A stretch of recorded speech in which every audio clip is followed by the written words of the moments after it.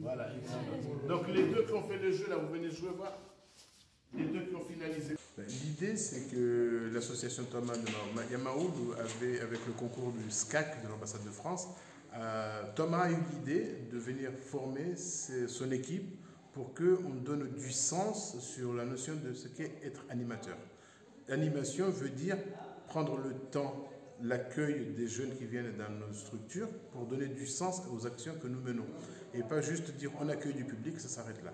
Donc aujourd'hui, la base de l'animateur, c'est de donner du temps, au temps qui nous est donné avec un public. Donc animer, donner vie à une activité. Il y a un début, il y a un avant, un pendant et un après. Comme on accueille l'enfant, on met une activité en place, que ce soit la course de pneus, que ce soit le jeu de chamtal, le jeu de cailloux ou la fabrication de balles avec les feuilles qu'on ramasse par terre. Toutes ces activités-là interviennent dans ce qu'on appelle la motricité de chez l'enfant. Donc on fait travailler l'intellect de l'enfant.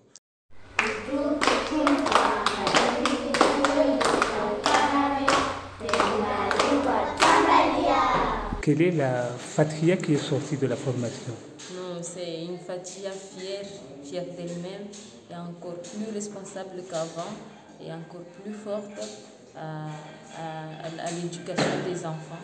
Je me dis que cette animation, je fais comme si je suis la seule dans cette formation, donc je dois tout donner pour réussir, pour avoir plus de l'éducation à propos de l'animation juste pour les enfants. J'ai déjà commencé à former des membres de l'association et eux, ils disent que j'ai vraiment eu la chance de participer à cette formation. Pourquoi ce n'était pas eux de venir? Il y a beaucoup d'ambitions de vie qui se disent c'était vraiment une chance et tu l'as vraiment saisi. C'est à nous de t'aider. Maintenant, il ne reste qu'à propager dans la ville.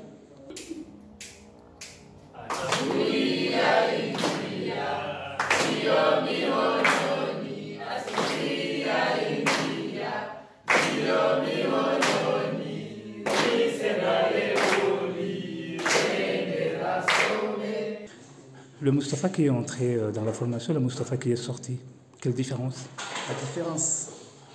La différence du Moustapha qui est entré à la formation, c'était le Moustapha qui supposait avoir toutes les connaissances sur l'animation. Et le Moustapha qui est sorti, c'est le Moustapha qui s'est rendu compte que ah non, c'est le premier Moustapha, c'était pas un animateur, mais c'était un animateur. Et le Moustapha actuel, c'est le vrai animateur. J'attendais à avoir des blocs-notes, des stylos, des tables, des chaises, s'asseoir et prendre des notes. Mais franchement, ce que j'ai vécu, c'était le top des formations que j'ai pu assister, parce que ça a été à 100% pratique et aussi naturel, je peux le dire. Un qui parle ici, un qui parle 2, un qui parle, un qui parle 4. Et pourquoi justement avec des jeux purement locaux? La base, c'est qu'on se rend compte qu'avec les années qui passent et avec ce que beaucoup appellent la mondialisation, nous faisons fi de notre patrimoine culturel. Nous pouvons, à l'instar de nombreux pays, concilier aisément le passé et le présent. C'est-à-dire qu'en quoi c'est sale de jouer au chamtra avec son enfant, ça ne nous empêchera pas d'avoir une tablette, ça ne nous empêchera pas de jouer au Scrabble. Et le fait de jouer le chamtra, de jouer aux jeux ancestraux, ça préserve aussi la langue maternelle. Et ça, c'est aussi un des drames que je constate sur le territoire, c'est qu'aujourd'hui, les jeunes enfants ne parlent ou pi, ou mal, ou le pidgin, ou le petit nègre quand ils s'expriment en comorien.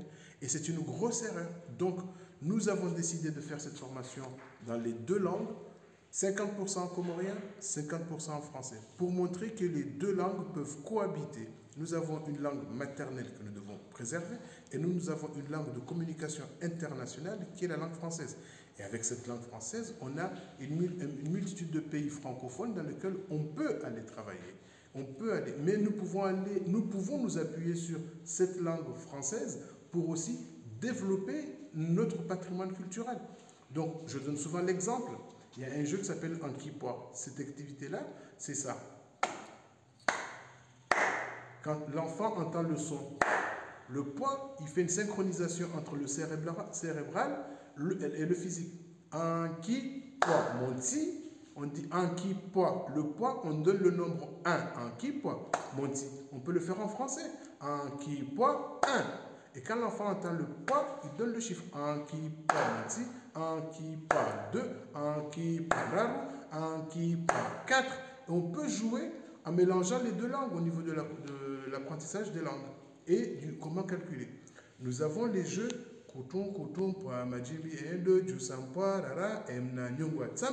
mais ces jeux-là, c'est des jeux du toucher. Accepter que l'autre te touche sans arrière-pensée. Et tous ces jeux du patrimoine que nous avons laissés se dissoudre, se diluer au nom de la mondialisation, n'accompagnent pas l'épanouissement de l'enfant. C'est le problème que tu as rencontré? Le problème que j'ai rencontré durant cette formation? Oui. Aucun. C'était un groupe extraordinaire sur tous les plans. Ils avaient soif d'apprentissage. Mais ce n'est pas moi qui leur ai appris. Parce que nous avons réussi à instaurer une dimension d'apprenant en apprenant. Moi, effectivement, j'exerce en métropole. J'exerce dans mon deuxième pays. Donc, il y a des réalités territoriales que je n'ai pas. Mes collègues, j'appelle aujourd'hui mes collègues, parce que si j'étais en République française, ils auraient tous eu leur diplôme qu'on appelle le BAFA, le brevet d'aptitude aux fonctions d'animateur. Ils auraient tous leur BAFA.